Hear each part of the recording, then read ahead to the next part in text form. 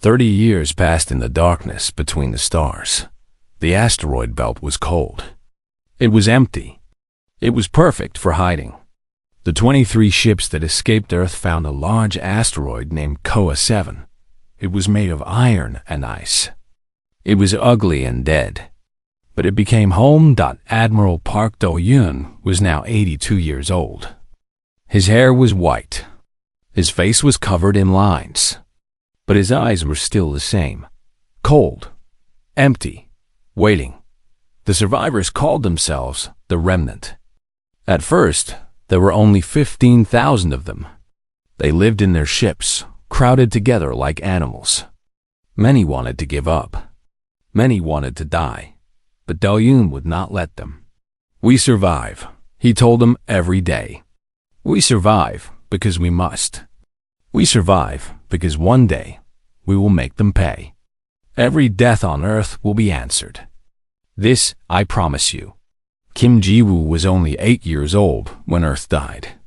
She had been on a school trip to the moon when the shade came. Her parents, her brother, her grandmother, all gone in one night. Now she was 38. She was the commander of the engineering corps, and she was building weapons. "The new reactor is ready," Ji-woo said to Do-hyun one morning. They stood in the main hangar of Koa 7. Around them, workers moved like ants, building, welding, creating. "It produces 3 times more power than anything we had before." Do-hyun nodded slowly. "Good. What about the weapons?" "The plasma cannons are done. So are the railguns." Ji-woo pulled out a tablet and showed him the designs. "But I have something special. Something new." She led him to a large room at the back of the hangar. Inside was a machine, unlike anything Do-hyun had seen. It was shaped like a tube, 20 meters long. It hummed with energy. "What is this?" Do-hyun asked. "I call it the hammer," Ji-woo said. Her eyes were bright with pride. "It fires a concentrated beam of gravitational energy. It can crush a ship's hull in seconds. It can break through any shield." Do-hyun stared at the weapon. "How did you create this?" "We do not have this technology." Ji-woo smiled. It was not a happy smile. "I did not create it. I stole it." "Stole it? From who?" "The Council." Ji-woo crossed her arms. 6 years ago, I led a raid on a Council supply ship. They were transporting research data, weapon designs, things they never shared with us when we were allies, things they kept secret. Do-hyun was quiet for a moment. Then he laughed. It was a dry, bitter sound. "They kept their best weapons from us," he said. "Even when we fought their wars. Even when our people died for them." "Yes," Ji-woo said. "But now their secrets are ours. And we have improved them. Our ships are better than theirs now. Our weapons are stronger. When we finally face them, they will not be ready." The remnant grew over the years. Other survivors found them. Small groups who had hidden on other moons and asteroids. Ships that had escaped the shade attack. Slowly, the 15,000 became 50,000. Then, 100,000. Every person who joined was told the same thing. "We are building an army. We are building a fleet. One day, we will return. The children born in the asteroid belt learn to hate before they learn to love." Every school taught the history of Earth. Every child saw the videos of the burning cities. Every child learned the names of the council members who voted to abandon humanity. The council has thousands of ships. A teacher named Baek Yoonji told her students one day. They have millions of soldiers. They think they are powerful, but they are weak. Why are they weak? A young boy asked. Yoonji smiled. Because they have never known true desperation. They have never lost everything. They do not understand what it means to fight with nothing to lose. But we understand. We know. And that knowledge makes us dangerous. By the 20th year, the remnant had built 50 warships. By the 25th year, they had 100. By the 30th year, They had 237. The ships were not beautiful. They were made from salvaged metal and stolen parts. They were ugly and rough. But they were strong. Stronger than anything the council had. Admiral Doyen gathered his officers one day. There were 12 of them. They sat around a metal table in the heart of Koa 7. "The fleet is ready," Doyen said. "The weapons are ready. The soldiers are ready. It is time." "What about the Shade?" asked Captain Han Junho, a young man who had been born after Earth fell. "They are still out there. If we leave, they might find us." "The Shade have moved on," Doyen said. "They consumed Earth and left. They are far from this sector now. They are not our concern." "Then our only enemy is the Council," Junho said. "Yes." Doyen stood up slowly. His old bones ached, but his spirit was strong. "For 30 years, the Council has forgotten about us. They think we are dead. They think Earth was the end of humanity. They celebrate our destruction as a strategic victory." He walked to a large screen on the wall.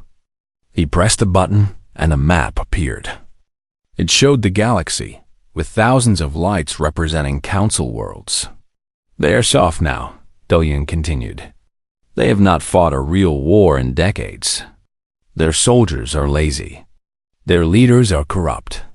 They spend their time arguing about trade and politics while we have spent our time preparing." He pointed to a bright light at the center of the map. "This is the Council homeworld. Reem still lives there. He's old now, like me. But unlike me, he has grown comfortable. He does not expect us. He does not fear us." Doyen turned to face his officers. His eyes were burning with cold fire. "We will show him fear," he said. "We will show them all fear. They called Earth acceptable losses. They will learn that nothing is acceptable when you betray humanity." Kim Ji-woo stood up. "When do we leave?" "1 month," Doyen said. "Use this time to make final preparations. Check every weapon. Test every system. When we launch, there will be no second chances." The officers saluted and left. Only Ji-woo remained. "Admiral," she said quietly, "you have waited 30 years for this. How does it feel?" Do-hyun was silent for a moment. He looked at the map, at all those lights representing worlds full of life. "Do you know what I think about every night?" he asked. "I think about my daughter. I hear her last message. 'Daddy, I'm scared. Please come home.'" He turned to Ji-woo. His eyes were dry but full of pain. "I could not come home," he said. "I could not save her. But I can do this. I can make her death mean something. I can make sure the beings who let her die know that humanity does not forgive." Ji-woo nodded. She understood. She had her own ghosts. 1 month, she said. "And then we go to war." "Yes," Do-hyun said. "And the galaxy will tremble." Outside, in the cold darkness of space, 237 ships waited. Inside each ship, soldiers trained and prepared.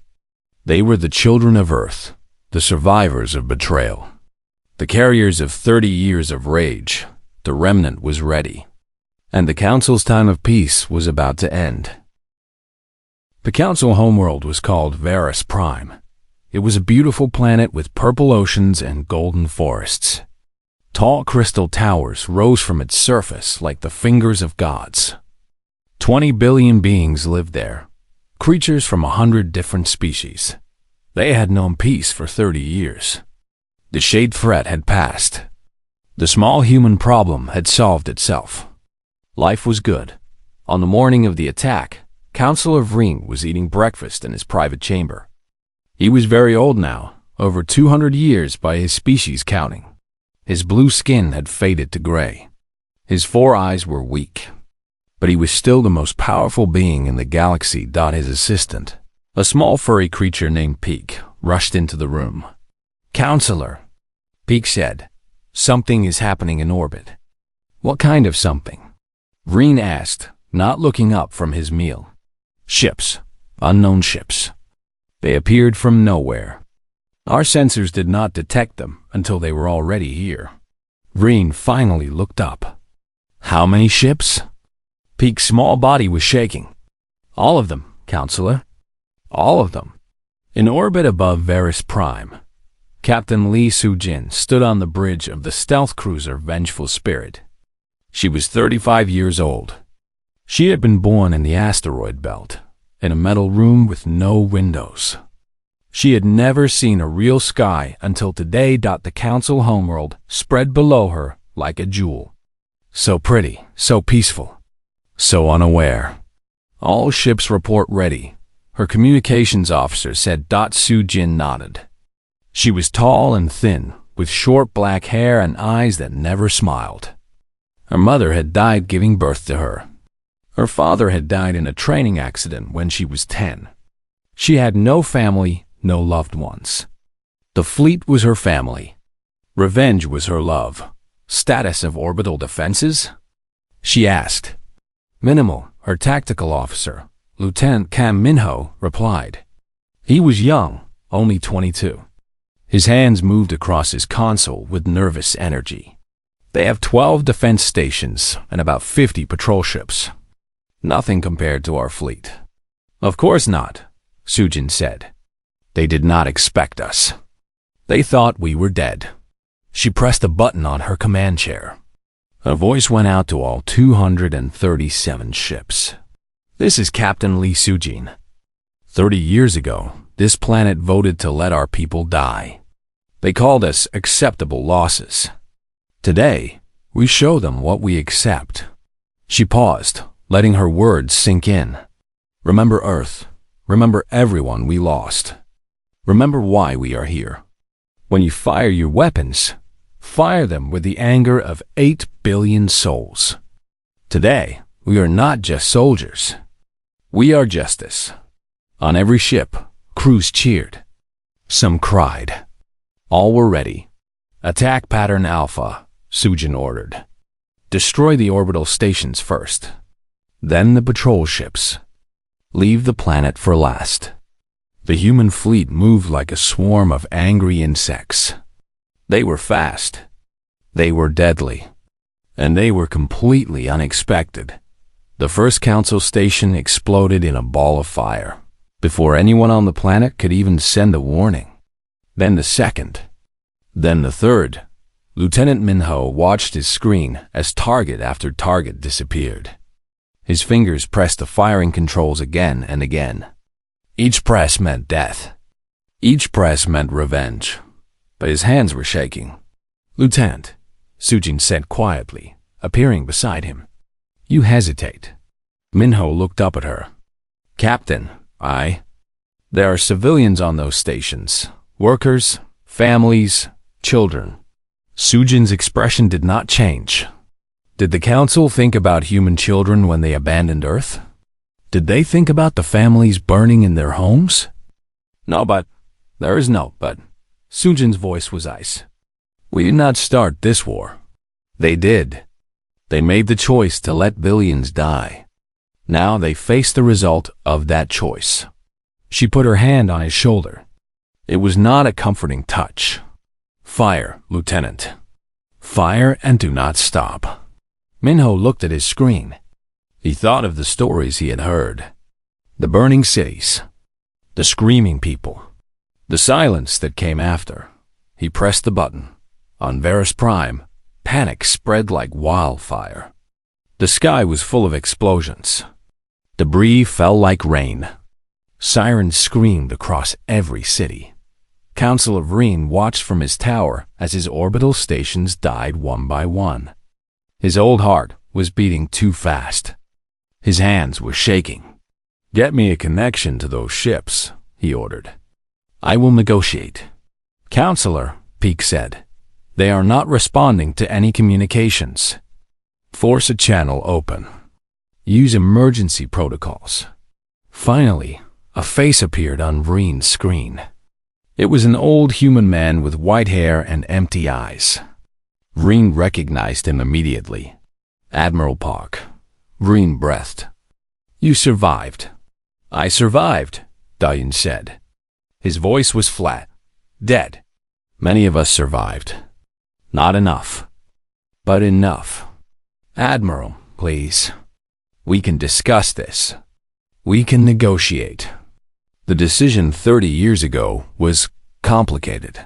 There were political pressures, strategic considerations. You must understand. I understand perfectly, Doyun interrupted. You chose to let us die. You calculated our value and found it lacking. You treated us like numbers on a screen. Acceptable losses. Admiral, I have nothing to say to you, Counselor. This message is not a negotiation. It is a notification. Dajan's eyes seemed to burn through the screen. Earth is coming back to you, Counselor. 8 billion souls demand justice. Every death will be answered. Every betrayal will be repaid. This, I promise you. The screen went dark. Vreen stood frozen. Around him, his assistants were panicking, running in circles, shouting into communicators. But Vreen could not move. He remembered the vote 30 years ago. He remembered raising his hand to abandon Earth. It had seemed so simple then. So logical. Humans were new to the galaxy. Weak. Unimportant. Their loss was regrettable but acceptable. Now, watching his world burn, Vreen finally understood his mistake. Humans were not weak. They had never been weak. They had simply been hiding their strength, waiting, building, planning. And now they had come for payment. In orbit, Captain Sujin ordered the final phase. Target all military installations on the surface. Avoid civilian centers for now. We want them to surrender, not die. Yet, Minho added quietly. Sujin glanced at him. The young lieutenant was different now. His hesitation was gone. His eyes were hard.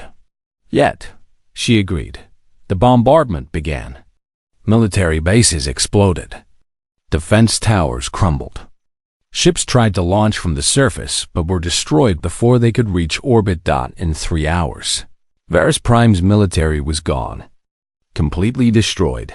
Sujin opened a channel to the planet below. People of Varus Prime, she said. I am Captain Lee Sujin of the Human Remnant Fleet. Your military is destroyed. Your orbital defenses are gone. You are defenseless. She let the words hang in the air.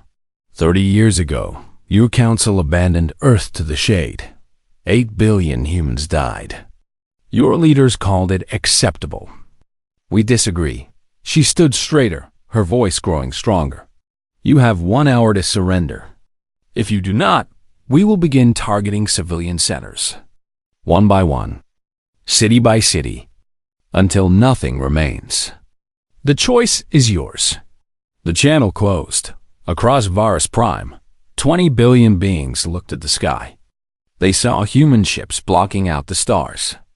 They saw the burning remains of their defenses. And for the first time in their long history, they knew fear. Real fear. Human fear. The fear of those who have no hope. The night sky above Seoul burned red and orange.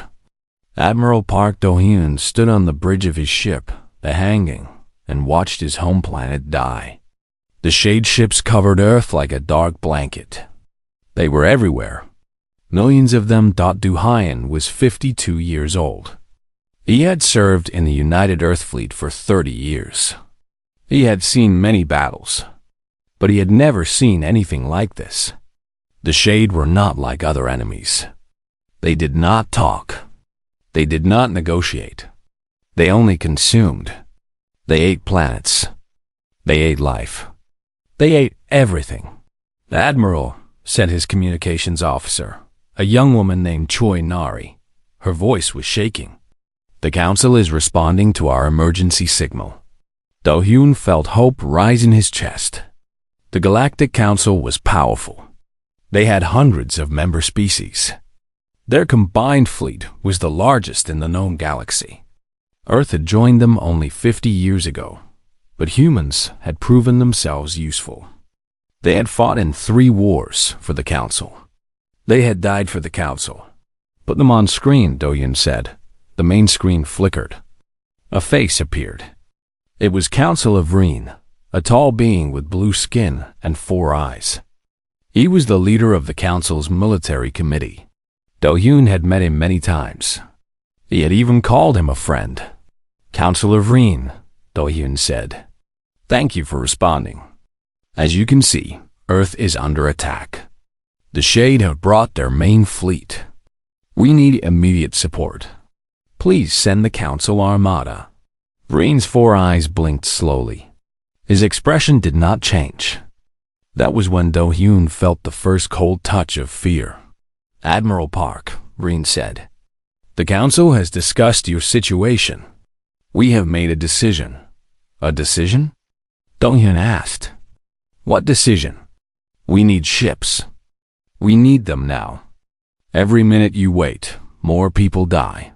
"The Council has decided," Reen continued, as if Do-hyun had not spoken, "that Earth is not a strategic priority. The Shade fleet is too large. Engaging them would cost us too many resources.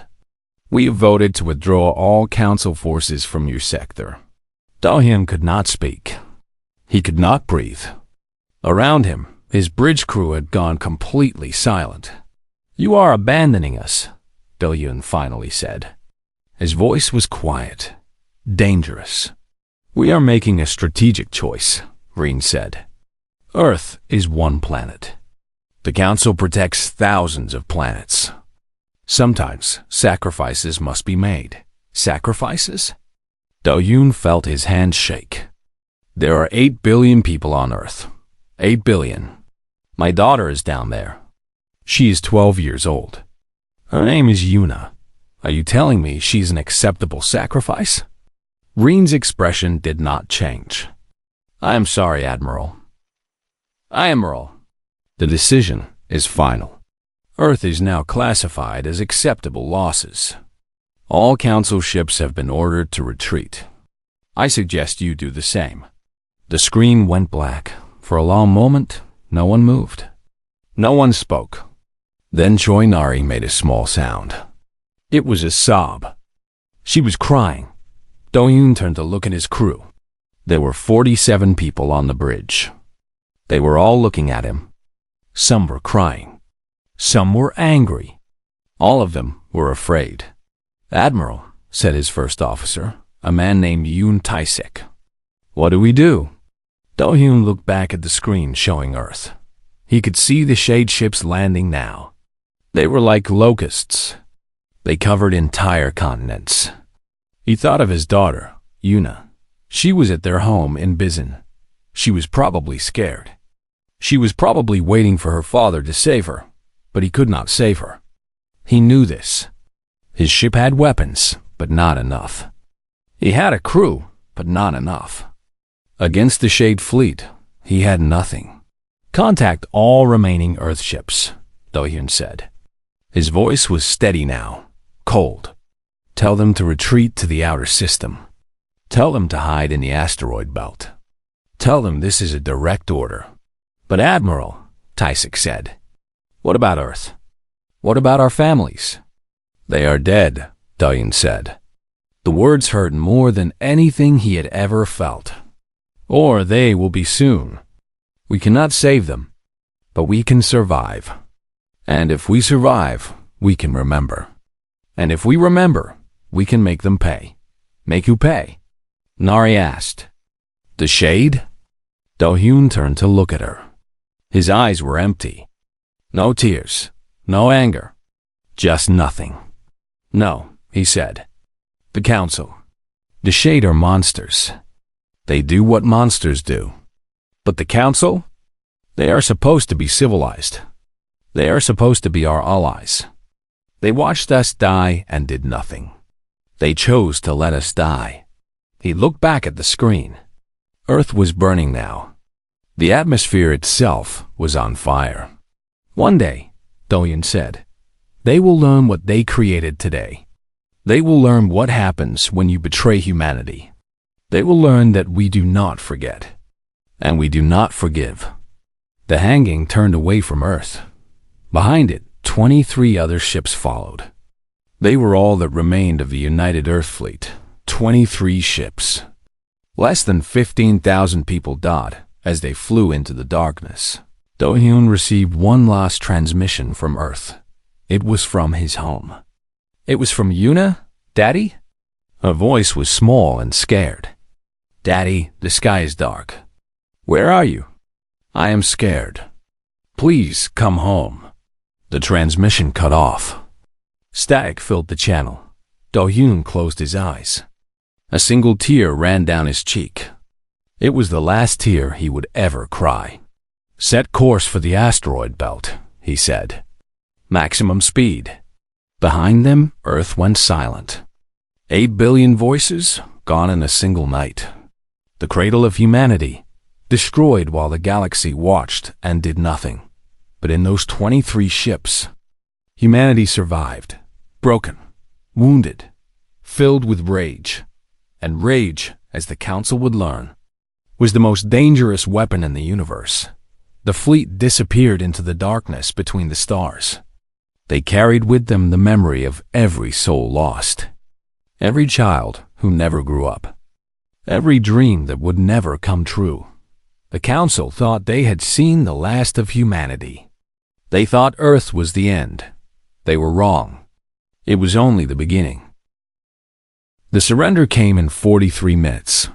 Counselor Vreen himself appeared on the communication screen, his old blue face wet with tears. He begged. He pleaded. He promised anything the humans wanted. Admiral Park Do-hyun listened in silence from his flagship, the Hangang. The same ship that had carried him away from Earth 30 years ago. The same bridge where he had heard his daughter's last words. "Very well," Do-hyun said when Vreen finished. "We accept your surrender. But understand this. Surrender does not mean forgiveness. It only means we will not destroy your planet today. What do you want from us?" Vreen asked. "Everything," Do-hyun replied. "But first, I want you to watch." He pressed a button. The screen split to show images from across the galaxy. Council ships being destroyed. Council bases falling. Council worlds under attack. "While you were begging here," Do-hyun explained, "our other fleets were busy. We did not send all our ships to Verus Prime. Only half. The other half attacked your member worlds. 57 planets are under siege right now. Your Great Council Armada?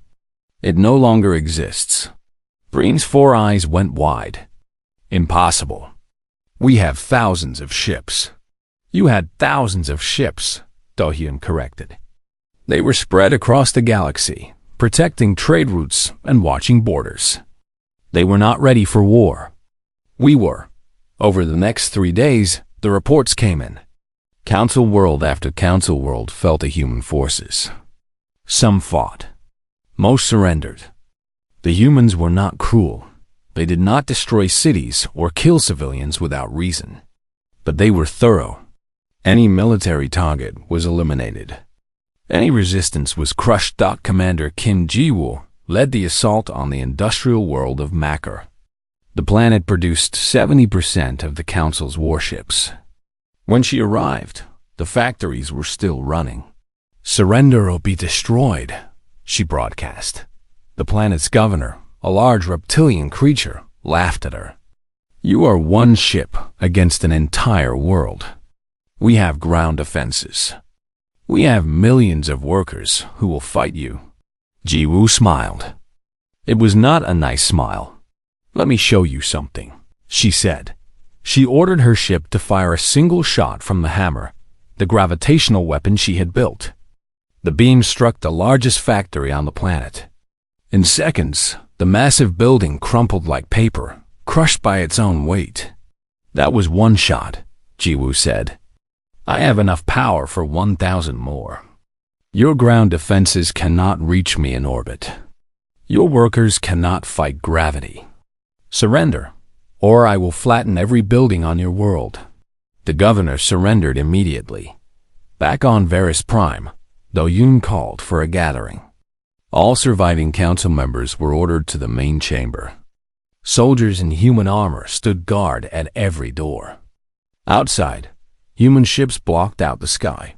112 council members sat in their old seats.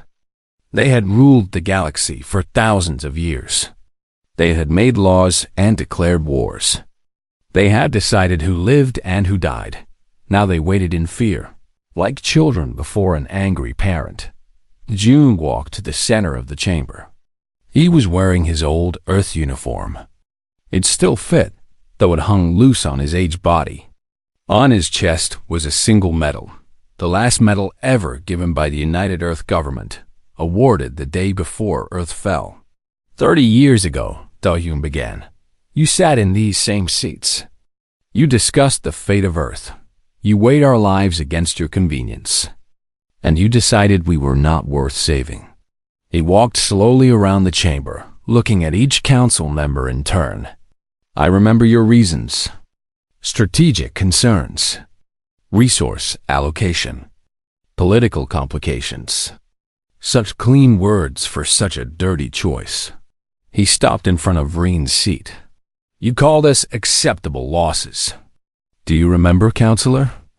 Vreen could not meet his eyes. I remember, he whispered. Good. Do-hyun turned back to face the full chamber. I want you all to remember. I want you to remember that 8 billion people died because of your vote. Children, elders, mothers, entire families erased because you decided they did not matter. He pulled out a small device from his pocket. It was old and cracked, but it still worked. This is a recording, he said. My daughter made it the night Earth fell. I want you to hear it. He pressed a button. A child's voice filled the chamber. Small, scared, breaking. Daddy? Daddy, the sky is dark. Where are you? I am scared. Please, come home. Daddy, please. There are bad things outside. The neighbors are screaming. Mommy is crying. Daddy, why is this happening? Please come home. Please. Please. The recording ended. The chamber was completely silent. Some council members were crying. Others looked sick. A few tried to maintain their dignity, but even they could not hide their shame. Her name was Yuna, Do-hyun said. His voice was steady, but his hands were shaking. She was 12 years old. She liked to paint pictures. She wanted to be an astronaut. She never hurt anyone. He looked at Vreen again. She died calling for me, and I could not come. Because your ships had already retreated. Because you had already given up on us. Vreen finally spoke. Admiral, I'm sorry. I truly am. If I could go back, you cannot. Do-hyun cut him off.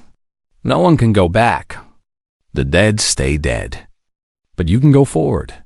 And going forward means consequences. He turned to his soldiers. Bring in the list. A young officer, Han Junho, stepped forward with a document. This is a list of everyone who voted to abandon Earth, Do-hyun announced. 47 names. 47 beings who raised their hands and chose to let us die. The chamber erupted in noise. Council members shouted, protested, begged. Do-hyun raised his hand. Silence fell immediately. I will not kill you, he said. Death would be too easy, too quick. Instead, you will live. You will live with the knowledge of what you did. And you will live as prisoners. He gestured to his soldiers. Take them to the transport ships.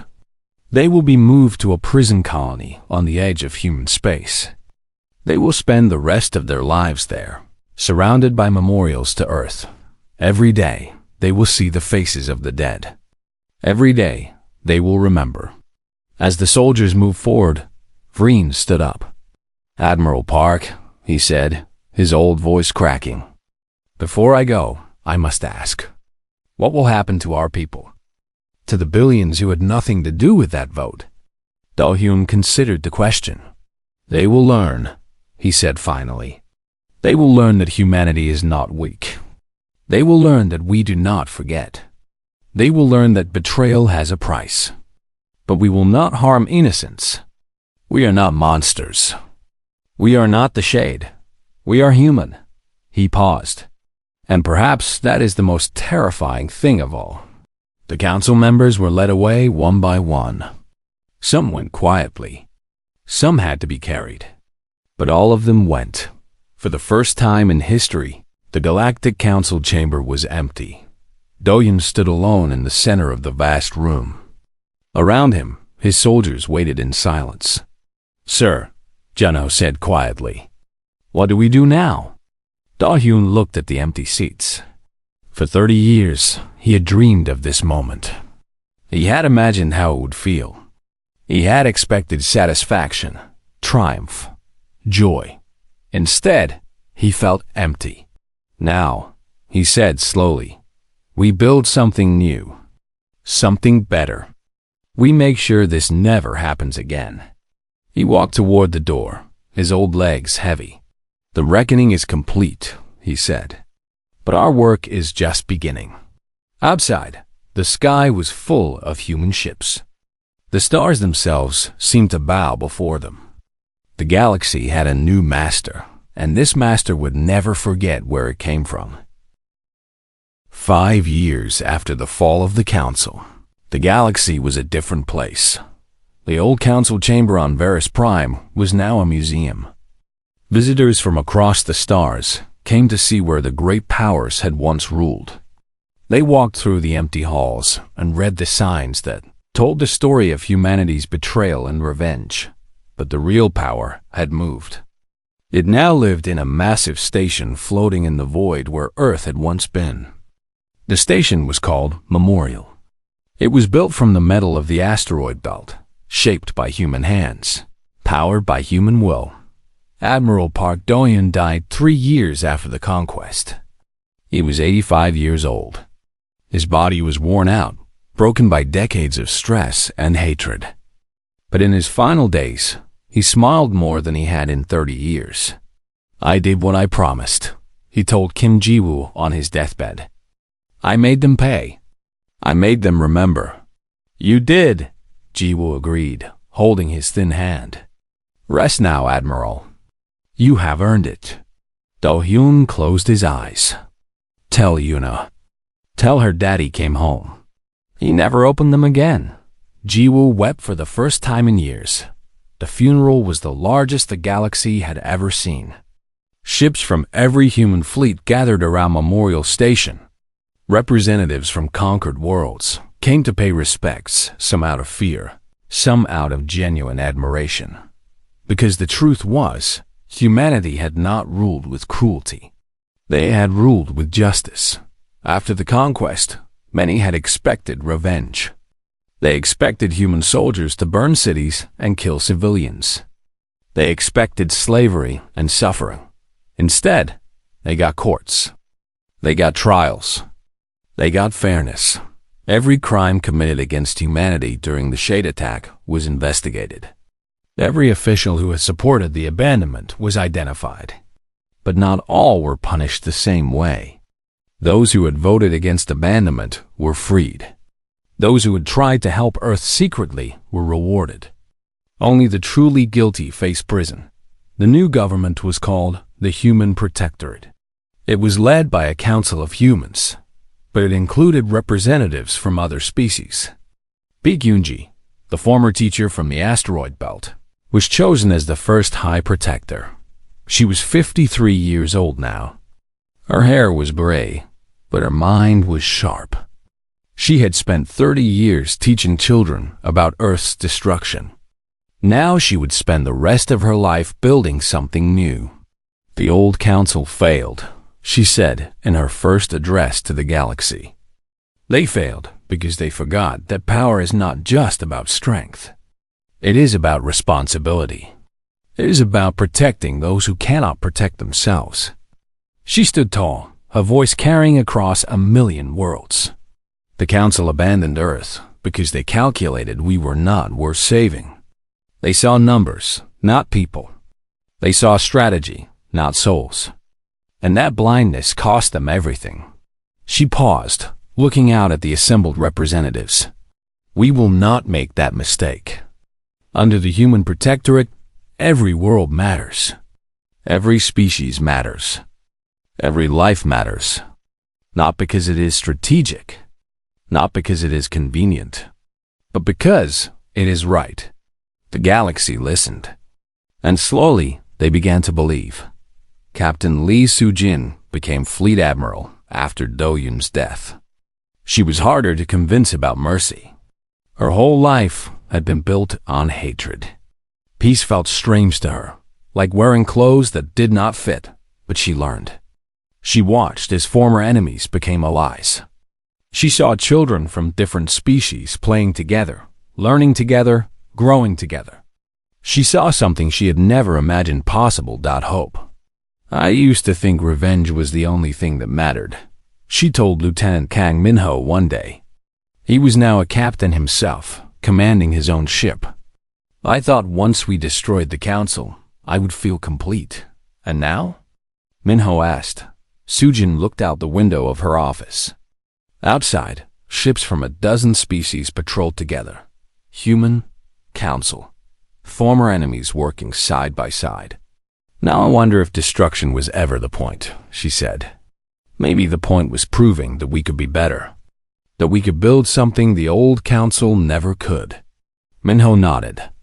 A galaxy where no one gets abandoned. Yes, Soo-jin almost smiled. A galaxy where acceptable losses is not in anyone's vocabulary. 10 years after the conquest, a new generation was growing up. Children who had never known the asteroid belt. Children who had never known hatred as their only friend. Kim Ji-woo, now the oldest surviving member of the original fleet, visited a school on Varus Prime. The students were mixed humans and aliens sitting together, learning together. A young boy raised his hand. He had blue skin and 4 eyes, clearly descended from Vreen species. Commander Kim, he asked, do you hate us? For what our ancestors did. Ji-woo looked at the boy for a long moment. She thought about her parents, burning on Earth. She thought about 30 years of building weapons in the dark. She thought about all the rage that had kept her alive. I used to, she admitted. For a very long time, I hated everyone and everything that was not human. That hatred kept me alive when I wanted to die. She walked closer to the boy. But hatred is like fire. It can warm you in the cold. It can light your way in the dark. But if you hold it too long, it burns you. It consumes you. It turns you into something you do not recognize. She knelt down to look the boy in the eyes. Your ancestors made a terrible choice. That is history, and we cannot change it. But you are not your ancestors. You did not vote to abandon Earth. You did not kill 8 billion people. You are just a child, learning and growing, trying to understand the universe. She put a hand on his shoulder. I do not hate you. I refuse to hate you. Because if I did, the cycle would never end. And we did not conquer the galaxy to continue the cycle. We did it to break it. The boy smiled. It was a small smile, but it was real. Ji-woo smiled back. And for the first time in decades, her smile reached her eyes. In the center of Memorial Station, there was a room. It was the most sacred place in all of human space. Inside, on walls stretching higher than any building on old Earth, were names. 8 billion names. Every person who had died when the shade came and the council turned away. At the center of the room was a statue of a little girl. She was laughing, her arms stretched wide, as if trying to hug the whole world. The inscription below read, Yuna Park, age 12. She wanted to be an astronaut. She never stopped believing her father would come home. Eye Protector Baekhyunji visited this room every week. She would stand before the statue and remember why they had fought, why they had survived, why they had built this new order, not for revenge. Not anymore, for promise. for the promise that no one would ever be abandoned again, that no child would ever call for their parent and receive only silence. The galaxy had been remade by human hands. It was imperfect. It was messy. It was full of old wounds that might never fully heal, but it was trying. Every day, it was trying to be better than the day before. And somewhere, in whatever place exists beyond the stars, 8 billion souls watched. They watched their children build a future from the ashes of their death. They watched their sacrifice become the foundation of something new. And perhaps, just perhaps, they smiled, because humanity had done more than survive, more than conquer, more than avenge. Humanity had grown, and the galaxy would never be the same.